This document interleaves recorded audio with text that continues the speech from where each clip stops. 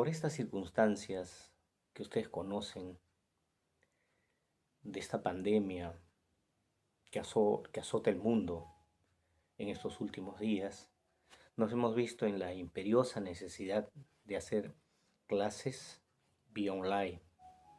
Para mí, como un hombre ya de más de 50 años, estas clases me parecen un reto. En mis tiempos éramos de la biblioteca, ir a la biblioteca, pedir un libro, leer, pero ahora todo lo encontramos por internet.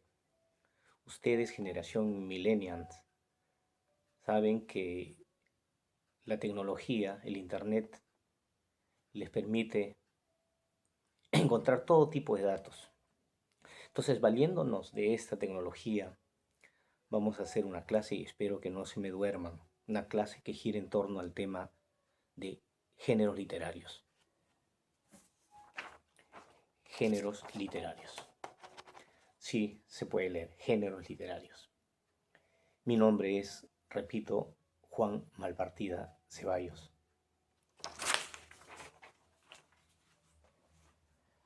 A lo largo del tiempo, a lo largo del tiempo, eh, quizás 1000, 2000 años antes de Cristo, ya existía la literatura, pero era una literatura en su forma oral, una literatura cantada, una literatura recitada por unos antiguos hombres que se llamaban los aedas. Posteriormente surgen los rapsodas, y así poco a poco, a medida que avanza la sociedad, también va avanzando los distintos géneros literarios.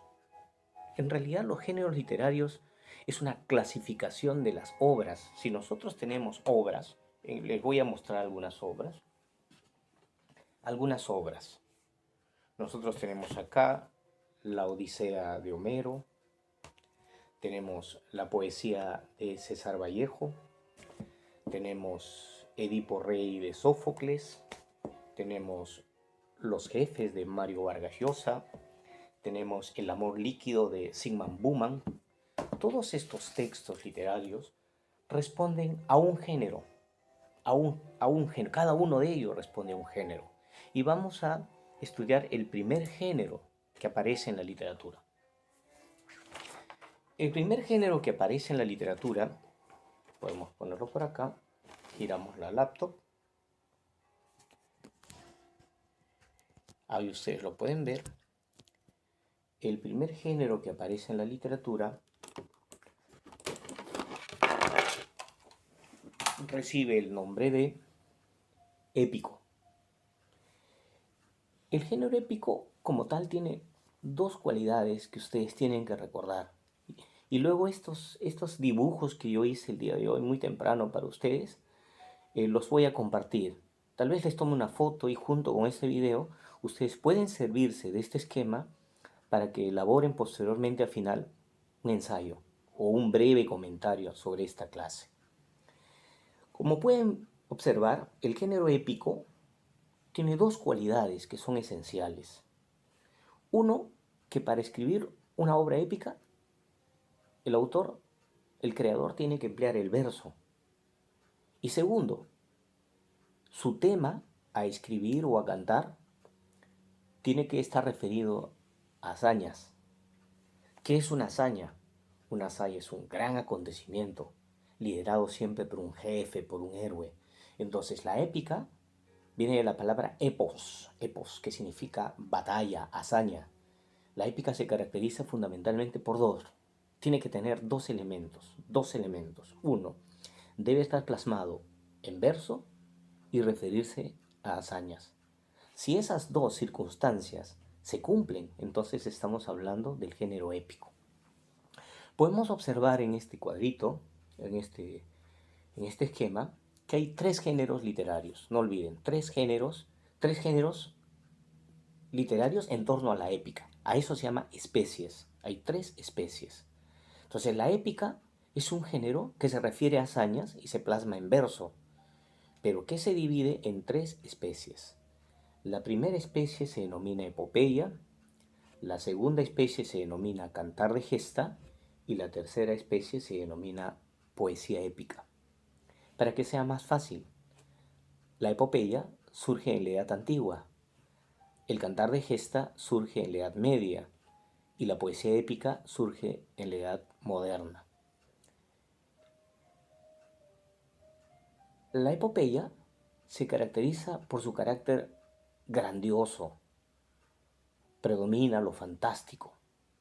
Si es que nosotros decimos una epopeya, ¿cuál es la característica más importante? Además de estar escrito en verso, el predominio de las hazañas con carácter fantástico. Una de esas grandes obras se denomina la Ilíada, o si no, esta obra, la Odisea. ¿Qué de fantástico existe en la obra La Odisea?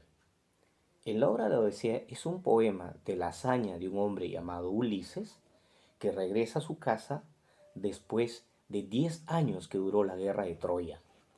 Al regresar, castigado por los dioses, sobre todo por el dios Poseidón, él tiene que sortear dificultades en los mares. ¿Y sabe qué alumnos? Se enfrenta con sirenas, que son mitad mujeres y mitad pez. Se enfrentan con perros que tienen 3 cabezas y que tienen 7 a 12 metros, con serpientes marinas, con mujeres que pueden vivir hasta 1000 años, como la ninfa Calipso, ¿no? O si no, la maga Circe. Es decir, todas estas peripecias de su regreso a su pueblo de Ítaca está narrada en esta maravillosa obra de Homero llamado La Odisea. ¿Qué predomina acá? Predomina el carácter fantástico. ¿Es una brillante obra? Indudablemente que sí, perteneciente a ese gran hombre llamado Homero. Ese primer hombre que no escribió la Ilíada ni la Odisea, sino que lo cantó y posteriormente recién fue escrito. Estos textos posteriormente a la muerte de Homero fueron escritos.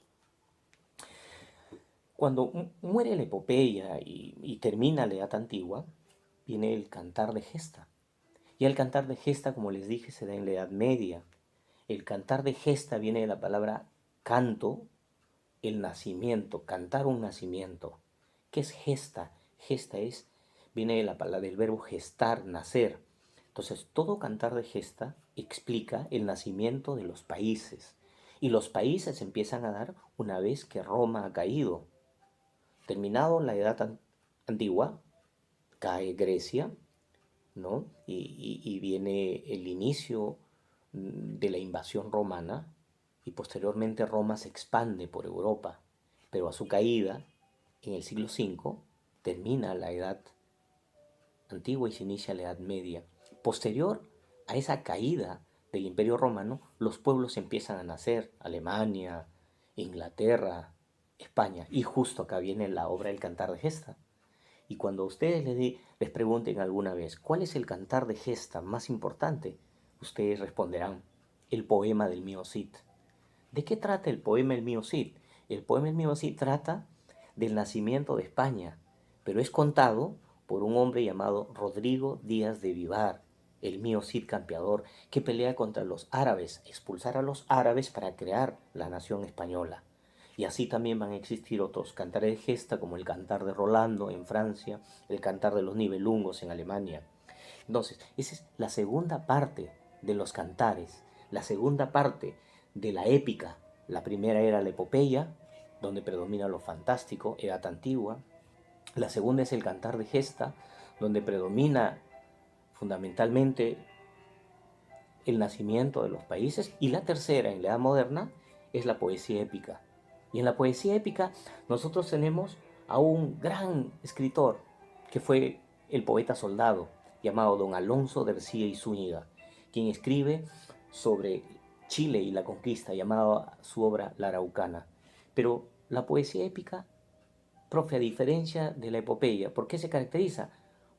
Por contar verdades casi absolutas. En la epopeya, la verdad es a medias, hay bastante fantasía. En un cantar en una poesía épica predomina más lo real sobre lo fantástico. En cambio, en la epopeya, lo fantástico sobre lo real. Y la Araucana es el tema de la destrucción de los indios araucos. Sus líderes, Caupolicán, Colo Colo, Tucapel, fueron destruidos por las huestes españolas. Y yo tengo un librito muy antiguo que lo compré en alguna librería de Lima, esas librerías que ya no existen, librerías antiguas. Miren esta edición muy, muy bonita sobre la Araucana. Una edición antigua, antiguita. Y pueden observar ustedes, la Araucana está escrita en verso, ¿ve? En octavas reales, versos. ¿Qué cosa cuenta? Las hazañas del pueblo arauco que resistieron ante las invasiones españolas. La épica es un género muerto, ya no existe en la antigüedad, en la actualidad, perdón, ya no existe en la actualidad. Tuvo vigencia quizás más de 2000 años, pero desapareció. Y no es tanto que haya muerto, sino que ha sido tragado, una especie de fagocitosis, ha sido tragado por la novela, por la narrativa. Actualmente ya podemos hablar de narrativas épicas, ¿no? Pero bueno, sellamos acá esta parte de la épica, primer género de la literatura. En resumen, la épica se plasma en verso, canta hazañas y se divide en tres especies: epopeya, cantar de gesta y poesía épica. Y grandes obras. En epopeya tenemos la Ilíada, la Odisea y la Divina Comedia. En cantar de gesta, el poema de Mío Cid, la canción de Rolando y la canción de los Nibelungos. Y en poesía épica tenemos la Araucana de Alonso García, y en el Perú una obra basada en la heroicidad de Cristo, en su muerte de Cristo, llamada La Cristiada de Fray Diego de Ojeda. Acá le decimos chao a la épica y entramos al segundo género literario.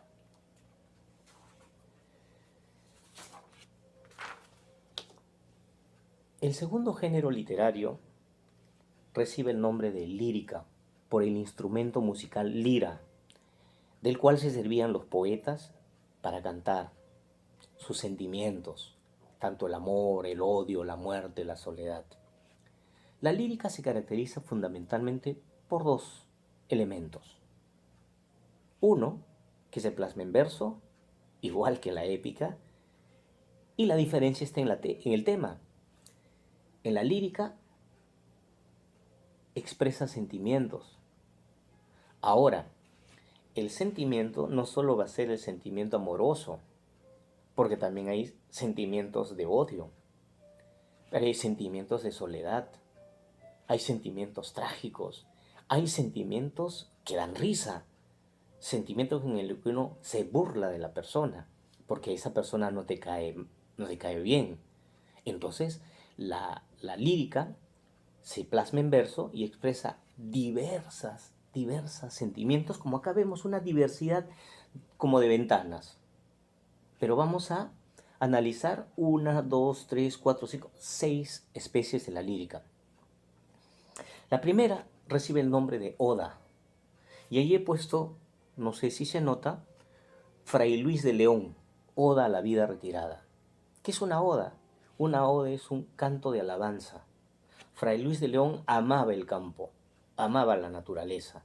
Para él, la vida de la naturaleza era mucho más placentera que la vida del campo. Entonces decide escribir un poema denominada Oda a la vida retirada. Es decir, dichoso aquel que vive en el campo. Esa es una oda, un canto de alabanza. La segunda forma de la lírica, la segunda especie de la lírica, recibe el nombre de égloga. ¿Qué es una égloga? Una égloga es un canto referido al campo. No confundir con la oda. La oda es una alabanza. Tú puedes alabar el campo. Tú puedes alabar a tu madre. Puedes escribir oda a mi madre, oda a mi padre, oda a mi patria. La oda es en sí un canto, una alabanza en general. En cambio, la égloga se refiere solo y exclusivamente al tema de la naturaleza, al tema del campo. Y acá tenemos a un famoso escritor de églogas, se llama Garcilaso de la Vega. Pero no confundan con el Inca Garcilaso, este es Garcilaso de la Vega, el español. Una obra que denomina El lamento de Salicio y Nemoroso. Es un poema en el que dos pastores, Salicio habla de sus penas de amor con respecto a una dama llamada Galatea. Y Nemoroso habla de sus penas de amor respecto a una dama llamada Elisa, que es una égloga, es un canto del campo, ¿no? Referido al tema amoroso. Égloga, el campo. Oda, alabanza. La tercera especie es una especie triste, es una especie denominada la elegía. Y en la elegía tú cantas un dolor, y los dolores inmensos que uno tiene es producto de algo que nadie quisiera pasar, que es la muerte. El poeta Jorge Manrique, que es uno de los más diestros escritores que destaca en la elegía, escribe a la muerte de su padre. Su padre era como un alcalde y a la vez soldado que fue asesinado en el campo de batalla. Entonces él recogió el cuerpo y al verlo frente, frente a él, al ver a su padre muerto, entonces recuerda lo que significó su padre para él, la soledad que viene después de no tener a su padre. Coplas a la muerte de mi padre es un canto triste. Cuando te pregunten a qué se refiere la elegía, es fundamentalmente a un canto triste, fundamentalmente producto de la muerte. Entonces, cuando hablamos de un poeta elegíaco, entonces hablamos de Jorge Manrique, coplas a la muerte de su padre. La cuarta forma de la lírica le llamamos la rima. La rima es exclusivamente el tema del amor. Y el amor, para Gustavo Adolfo Bécquer, que es uno de los grandes representantes, para Bécquer, el amor es dado por la mujer. Puede ser un amor muy alegre cuando tú la conoces a ella, pero puede ser a su vez un amor triste cuando ves que no quiere contigo y se va. Él tiene una rima, tiene muchas rimas, pero una de las rimas que a mí más me gusta es la rima 17. Hoy la tierra y los cielos me sonríen. Hoy llega al fondo de mi alma el sol. Hoy la he visto y me ha mirado. Hoy creo en Dios. En este poema él expresa su, su profundo amor al conocer a una mujer. Tanto así que el Dios existe porque la mujer existe, porque existe su sonrisa. Entonces, cuando te pregunte qué es una rima, es un poema referido al amor en toda su magnitud. Y uno de los grandes representantes es el poeta español Gustavo Adolfo Bécquer. Luego pasamos al quinto, 1, 2, 3, 4, 5, a la quinta especie de la lírica, es el yarabí. El nombre yarabí no existía. Este es un nombre castellanizado, viene del término araui. Y la palabra araui es del imperio de los incas. Eran los poemas de amor que se escribían en el imperio de los incas. El poeta Mariano Melgar toma ese araui incaico, porque los incas no conocían la escritura, y cuando llegan los españoles, Mariano Melgar, ya diestro en el manejo del lenguaje, convierte un araui quechua en un yarabí. ¿Qué cosa es un yarabí? Un yarabí es un lamento de amor. Si la rima era un canto de amor, el yarabí es fundamentalmente un lamento. ¿Y por qué uno se lamenta? Por la pérdida, por la derrota. Yarabí de Mariano Melgar. Vuelve que ya no puedo vivir sin tus cariños. Vuelve mi palomita, vuelve a tu dulce nido. Mira que hay cazadores que te han de tender sus redes. Nadie te ha de querer como yo te he querido. Vuelve mi palomita, vuelve a tu dulce nido. Una especie de lamento, de súplica. Y del amor, de la tristeza, del campo, de la alabanza, llegamos a un tipo de poesía que más bien es lo contrario a todo. Es la poesía llamada la sátira. Sátira es una forma de burla. Cuando Quevedo y Góngora se conocen, se tenían cólera, empieza una cólera entre ellos. Entonces Quevedo, que es uno de los diestros representantes de la lírica satírica, escribe un poema a la nariz de Góngora. Era narizón. Entonces le escribe a una nariz. Érase una nariz superlativa, sayón y escriba. Tan grande era su nariz que parecía la pirámide de Egipto.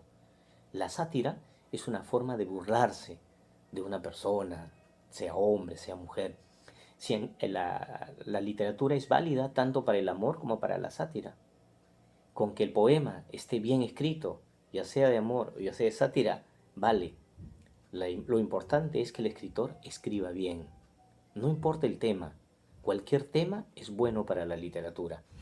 En resumen, la lírica se plasma en verso y expresa sentimientos. Hay toda una gama de formas de la lírica, siendo la primera la oda, que es alabanza. La segunda forma es la égloga. ¿Qué cosa es la égloga? Es el canto a la naturaleza. ¿Qué es la elegía? La tercera forma, canto a la muerte. ¿Qué es la rima? Canto al amor. ¿Qué es el yarabí? Lamentos de amor. ¿Y qué es la sátira? La burla. La burla. La lírica todavía existe. Hay grandes escritores de lírica. Entre los grandes hombres de lírica, nosotros tenemos a este hombre que se ha convertido en un paradigma, César Vallejo. César Abraham Vallejo Mendoza es el gran representante de la lírica peruana. Así como hemos visto, Homero, el mejor, uno de los grandes representantes de la épica, uno de los grandes representantes de la lírica es César Vallejo. Con libros como Heraldos Negros, Trilce, España aparta de mí este cáliz, Poemas humanos. Uno de los poemas que todo peruano cultivado, como ustedes, debe saber es este poema. Hay golpes en la vida tan fuertes, yo no sé. Golpes como el odio de Dios, como si ante ellos la resaca de todos los sufridos en posa en el alma, yo no sé. Son pocos, pero son. Abren zanjas oscuras en el rostro más fiero y en el lomo más fuerte. Serán tal vez los potros de bárbaros atilas o los heraldos negros que nos mandan la muerte. Son las caídas hondas de los cristos del alma, de alguna fe adorable que el destino blasfema. Esos golpes sangrientos son las crepitaciones de algún pan que en la puerta del horno se nos quema. Y el hombre pobre, pobre, vuelve los ojos como cuando por sobre el hombro nos llama una palmada. Vuelve los ojos locos y todo lo vivido se emposa como charco de culpa en la mirada. Hay golpes en la vida tan fuertes, yo no sé. El gran César Vallejo en su libro Los Heraldos Negros, lírica. Le decimos adiós a la lírica y pasamos a un género muy interesante denominado, ya lo tienen ahí, el género dramático, más conocido o comúnmente conocido como el teatro. Cuando dicto clases, que es indudablemente mucho mejor que estar mirándonos por una pantallita, a veces les demuestro que muchos de los profesores también hacemos teatro, porque entramos con una sonrisa, a veces nos damos de malo, a veces entramos muy serios, y ustedes que nos observan dicen, ese profe hace teatro. Cierto, de cierta manera todos en esta vida hacemos teatro, tú, yo, tus padres, los profesores, todos hacemos teatro. El hacer teatro es representar, y ahí viene el término, drama, representación. Se escribe, me olvidé ponerlo acá, se escribe en verso o en prosa. El drama es la especie que tú puedes escribirlo tanto en verso como en prosa. Y su tema es la representación. Se representan conflictos. Ahora, los conflictos que tú vas a representar en un escenario pueden ser conflictos cómicos, conflictos trágicos o la mezcla de ambos, conflictos dramáticos. Por ello es que existen tres géneros, tres especies del género dramático. La tragedia, la comedia y el drama. Tragedia, su nombre mismo lo dice, tragedia, tristeza, tristeza profunda, esas que te destrozan el alma. Comedia es burla, es risa, es sátira. Y el drama es una especie de reflexión. Para la tragedia, ¿cómo sería nuestra cara en la tragedia? De profunda tristeza. ¿Cómo sería nuestra cara en la comedia? ¿Y cómo sería nuestra cara en el drama? ¿No? Una de las grandes obras de tragedia se denomina Edipo Rey. Edipo Rey de Sófocles. Es esta, se los muestro.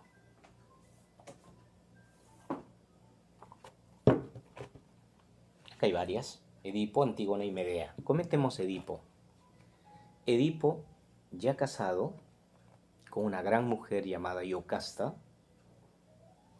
un día que la peste, que no es el coronavirus, la peste invade Tebas, busca la razón del por qué los dioses lo castigan lanzándole una peste.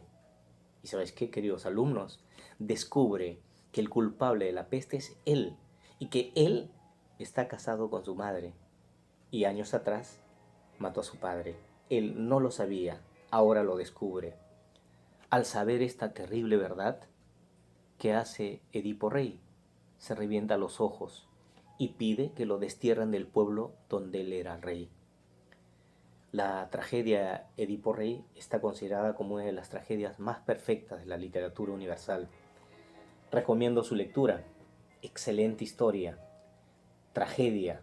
Tragedia en su máxima expresión. Cuando hablamos de comedia, hablamos de burla, de sátira. Y una de las comedias que nosotros conocemos en nuestro país es la comedia del chisme. Se dice que el Perú es un pueblo de chismosos. Y eso no se dice ahora, sino desde hace más de 150 años atrás, cuando se inició la República. Cuando se inició la República, hubo un dramaturgo llamado Manuel Asensio Segura. Él escribe una obra llamada Ñacatita. ¿Qué era Ñacatita? Su nombre, Doña Catalina Ñacatita. Era una viejita que iba de casa en casa buscando que personas de clase media, en su afán de subir hacia una clase superior llamada la aristocracia, casaran a sus hijas con viejos. Y él era el nexo, el puente entre el viejo millonario y la dama de clase media.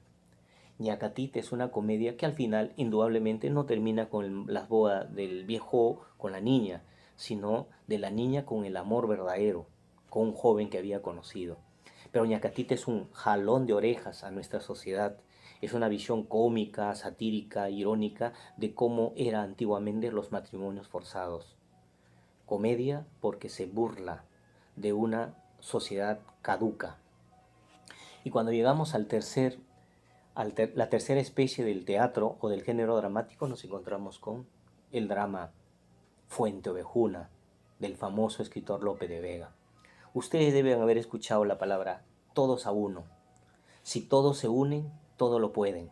Inclusive estamos ahora en un tiempo en el que si todos nos unimos, sí podemos vencer cualquier tipo de enfermedad. Y Fuente Ovejuna tenía una enfermedad, que era la enfermedad de la tiranía. A Fuente Ovejuna lo aplastaba, lo humillaba, ultrajaba a sus mujeres, golpeaba a los campesinos, un hombre llamado Fernán Gómez. ¿Qué pasa con la comunidad? La comunidad de Fuente Ovejuna se reúne, se juntan como un puño y tumban a este inclemente, a este maldito hombre, y le cortan la cabeza. Ponen su cabeza sobre una lanza, agarran la cabeza del tipo, lo ponen sobre una lanza y con la cabeza caminan hacia el rey y le dicen: rey, hemos cometido este exceso porque no soportamos tanta injusticia. El rey, si bien es cierto, no justifica la muerte, el rey perdona al pueblo y los deja ir prometiéndoles justicia. Lope de Vega lo que quiere mostrar en este drama es el honor, que uno no puede vivir con el honor mancillado, que el honor es como una bandera que todos debemos de llevar y que la gente debería respetar. El género dramático es muy vigente en la actualidad. Es posible que de acá, de este género dramático, haya surgido el cine.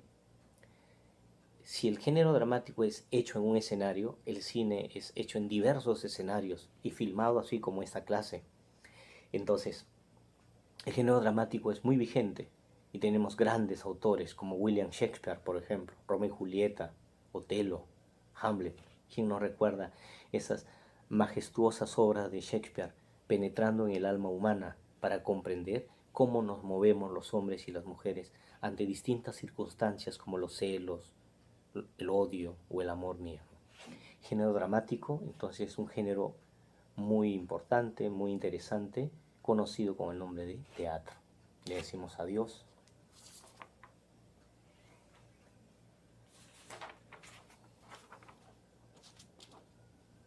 El cuarto, el cuarto género literario recibe el nombre de narrativo, narrar.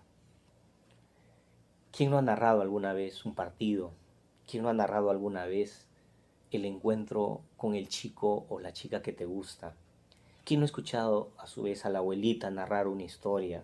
Al papá, mamá, al tío narrar una historia. Toda historia es narrada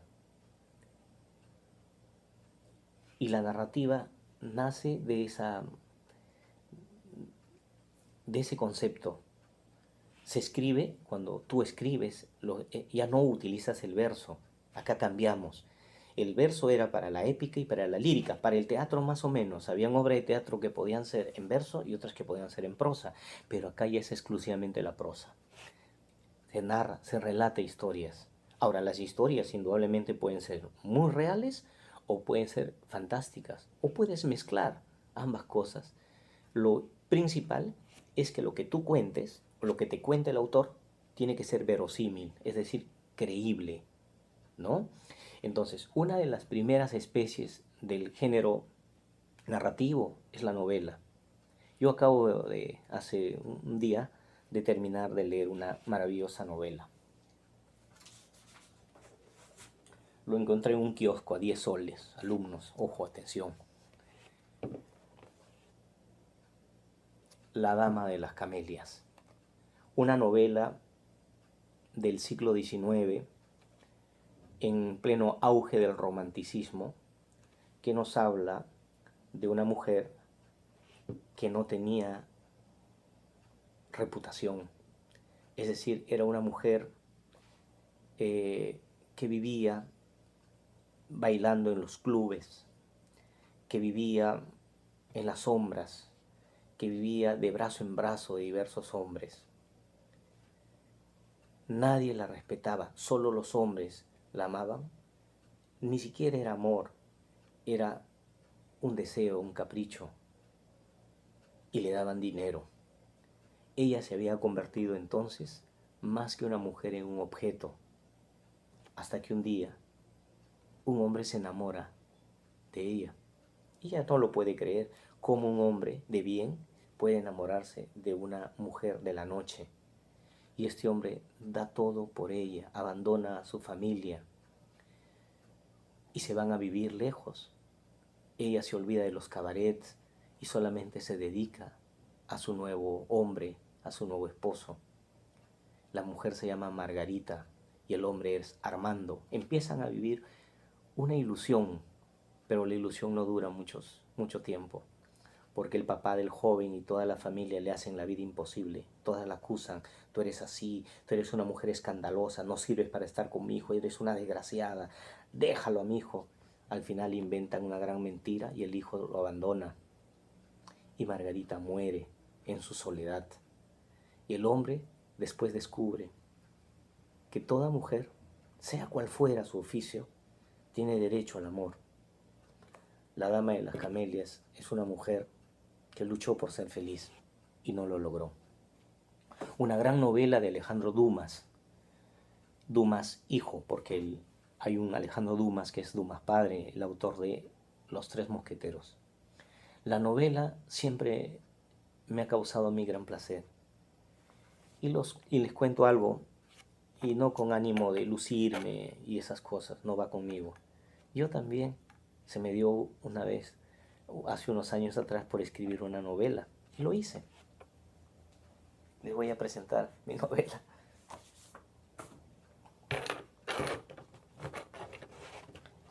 La chica de las bragas rojas. Acá estoy yo. Pues, mira, una ponchadita. Novela que le escribí con mucho placer y con mucho gusto. Es una historia que me la relató una antigua amiga en una situación muy difícil para ella.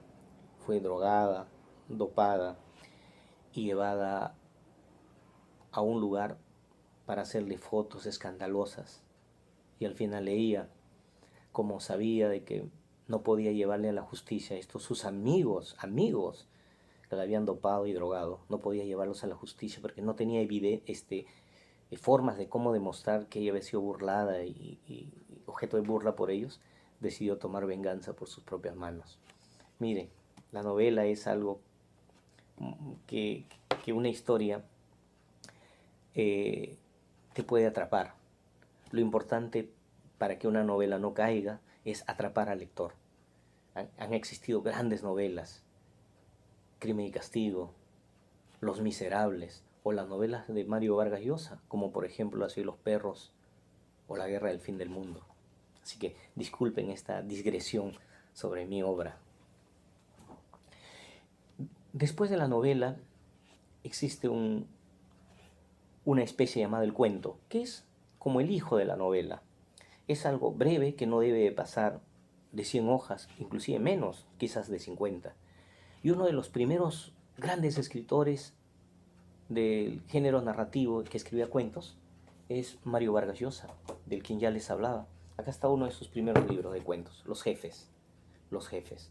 Trata, Los Jefes es un cuento que te expresa la huelga estudiantil.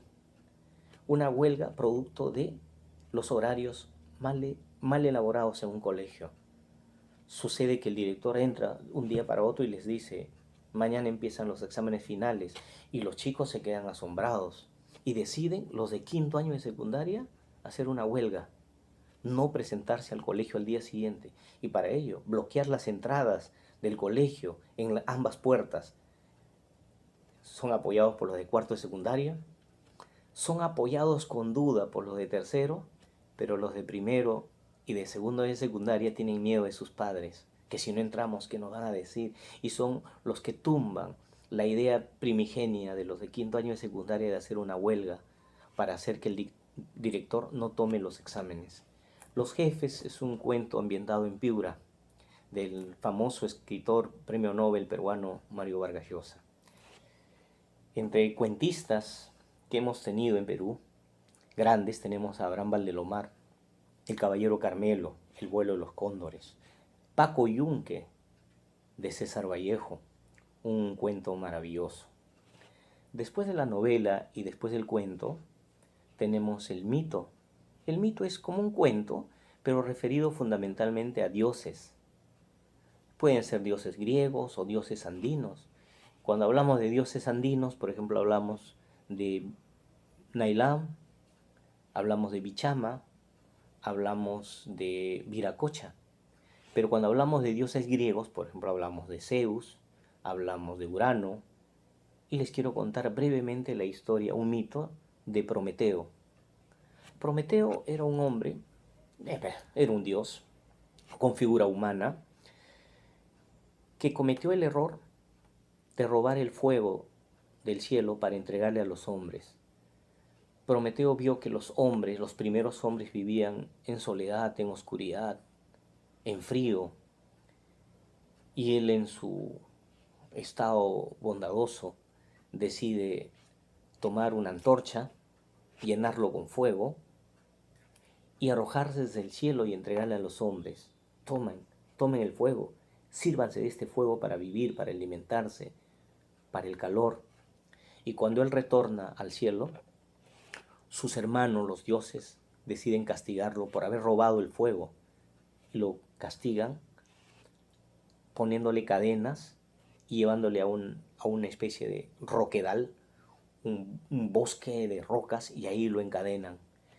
Y el castigo mayor fue que de 6 de la mañana le enviaban aves para que se comiera todo su estómago hasta las 6 de la tarde. En ese espantoso dolor Prometeo gritaba, y a las 6 de la tarde las aves de rapiña se iban y Prometeo podía descansar de sus dolores desde las 6 de la tarde hasta las 6 de la mañana del día siguiente, donde regresaban las aves a agujerear otra vez la herida. Esta historia triste es un mito, porque Prometeo no existió, pero es una historia agradable. Prometeo encadenado, que luego fue salvado por Hércules, quien lo liberó de sus cadenas. Después del mito tenemos la leyenda. En la leyenda ya se mezcla la fantasía popular. ¿Qué es una leyenda? Una leyenda es la explicación aparentemente histórica de una cierta fantasía, de una cierta creencia. Es la creencia popular lo que genera la leyenda. Por ejemplo, cuando hablamos del Cusco, como no haya ciencia cierta, una historia verídica de cómo se fundó el Cusco, entonces Garcilaso de la Vega, el Inca, decide hacer una historia sobre Manco Cápac y Mama Ocllo, que salieron del lago Titicaca, ¿no es cierto? Y llegaron y fundaron el Cusco en el lugar donde se hundía una barreta de oro. Indudablemente que esta es una historia no verdadera, es una leyenda. ¿Qué es una leyenda?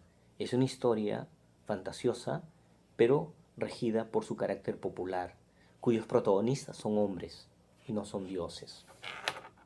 Luego tenemos la crónica. Una crónica es el relato histórico de un acontecimiento, de una conquista, de una invasión.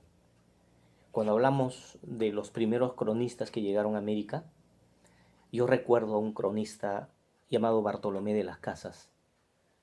Bartolomé de las Casas llega a Centroamérica y encuentra que sus compañeros españoles empiezan a causar terribles mortandades entre los indios. Y cuando él les dice por qué lo hacen, le dicen, pero no son cristianos, no están bautizados. Bartolomé de las Casas, cura, cronista, escritor, al ver que esta situación se le iba de las manos, decidió entonces bautizar a los indios. Empieza a bautizar a toda la cantidad de indios posibles para poder impedir su asesinato. Por eso Bartolomé de las Casas, cronista español, le consideran como el protector de los indios. Él tiene una crónica muy simpática denominada La brevísima destrucción de las Indias. Y en el Perú tenemos al Inca Garcilaso de la Vega, Los comentarios reales, o una crónica de Guamán Poma Ayala llamado La nueva crónica y el buen gobierno, que es una crónica, es un relato histórico sobre un acontecimiento de conquista, de invasión.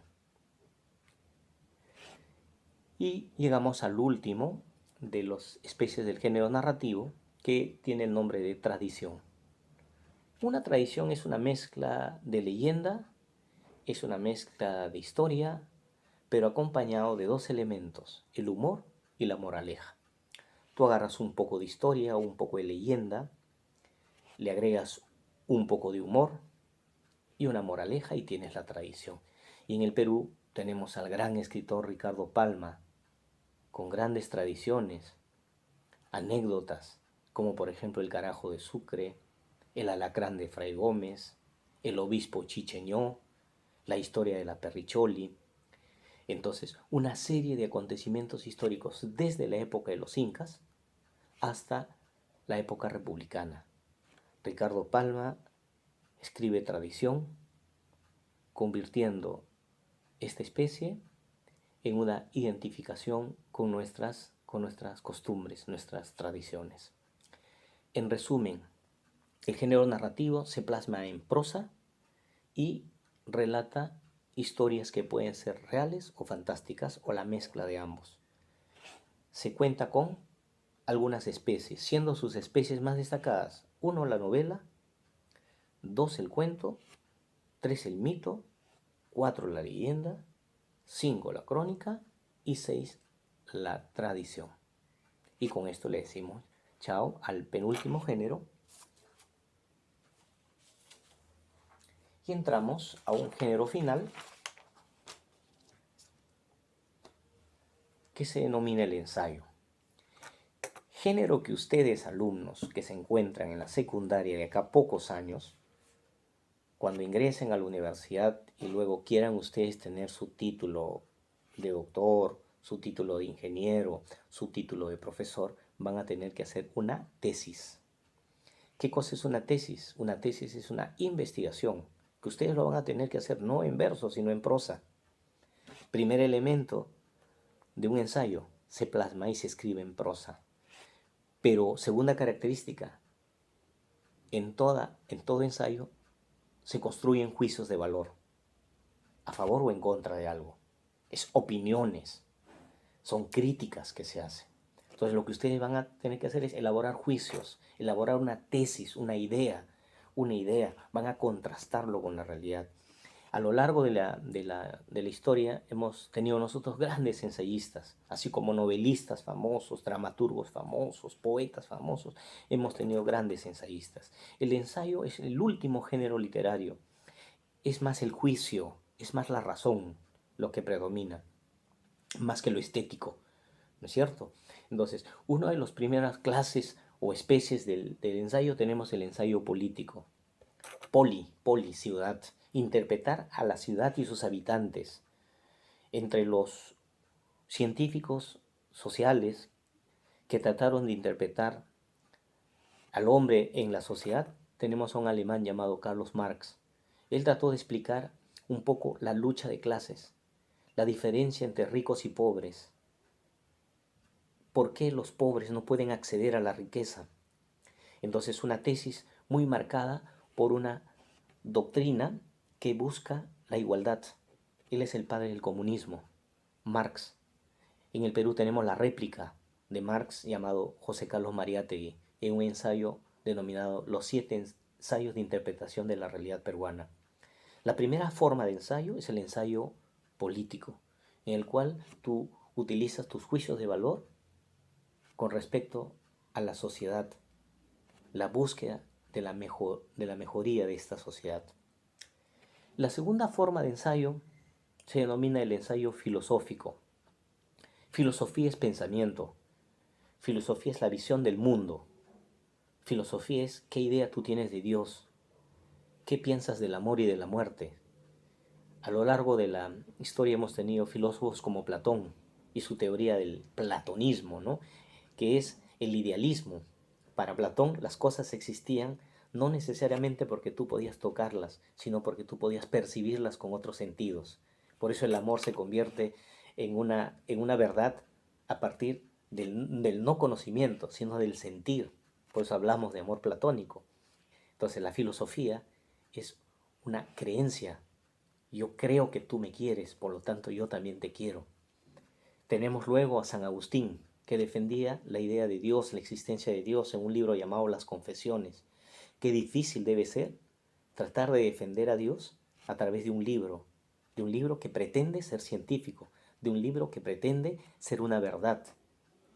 Dios es fe, pero demostrar que Dios existe es una tarea titánica y difícil y que San Agustín logró escarbar y buscar. Otro de los grandes filósofos ya del siglo XX, más ligados a nosotros, es Unamuno. Para Unamuno, que era un filósofo pesimista, decía que la iglesia en vez de crecer, la fe en vez de crecer, la fe en Dios en vez de crecer, decrece. Que cada vez, así como va el mundo, cada vez la iglesia, el clero, va entrando en un proceso de decadencia, ya que el hombre descubre que está solo en el universo. Todo esto es filosofía. La filosofía es una manera de entender la realidad que nos rodea.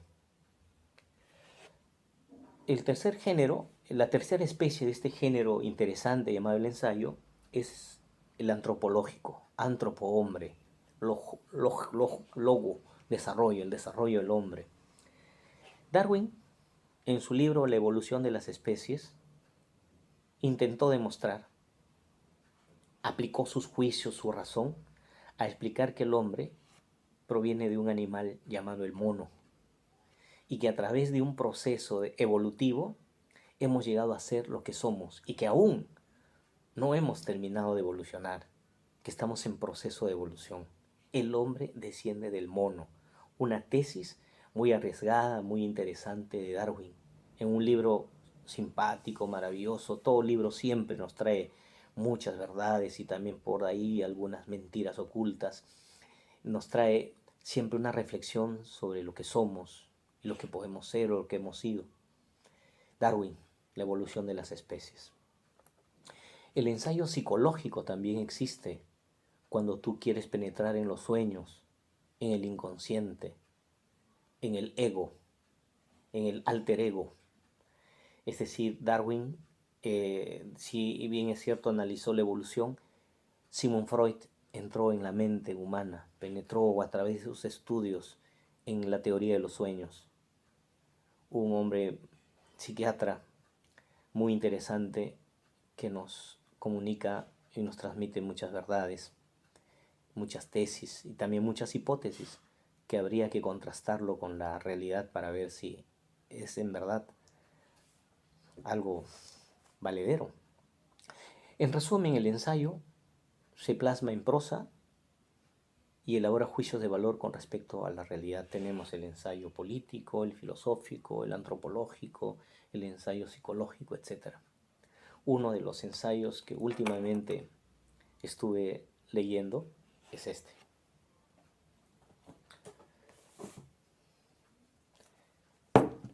El amor líquido, de Zygmunt Bauman. ¿Qué plantea Zygmunt Bauman en este libro, El amor líquido?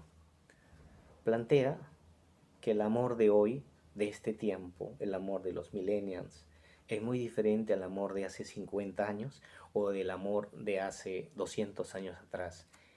El amor ha entrado a un mundo, a un terreno donde se ha convertido en un amor mercantilista, donde el amor ha perdido su solidez, donde el amor al perder su solidez se ha vuelto un amor líquido, es decir, que el amor se adecúa a las situaciones sociales, que el amor se adecúa a las necesidades económicas, que el amor se adecúa a las necesidades políticas.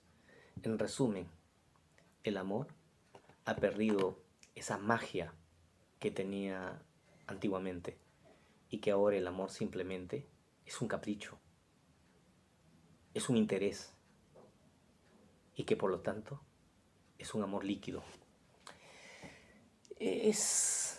Los géneros de la literatura nos permiten reflexionar sobre nuestra sociedad, sobre nuestras creencias, sobre nuestros miedos, nuestros temores. En resumen,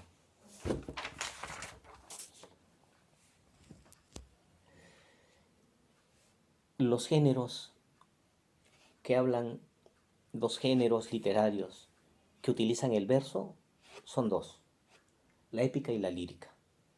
Los géneros literarios que utilizan la prosa es el narrativo y el ensayo.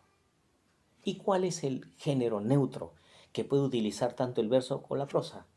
El género dramático. Estimados alumnos,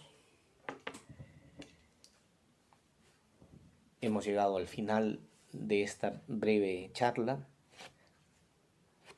y espero que ustedes puedan sacar provecho de esta disertación sobre los géneros literarios. Recuerden que para toda explicación hay siempre una respuesta de parte de ustedes. Esa respuesta es elaborar un resumen de esta disertación, un mapa conceptual o un breve ensayo. De esa manera, esta charla habrá tenido sentido. No olviden, los géneros son 5. El género muerto es el épico y aún entran en vigencia 4 géneros literarios.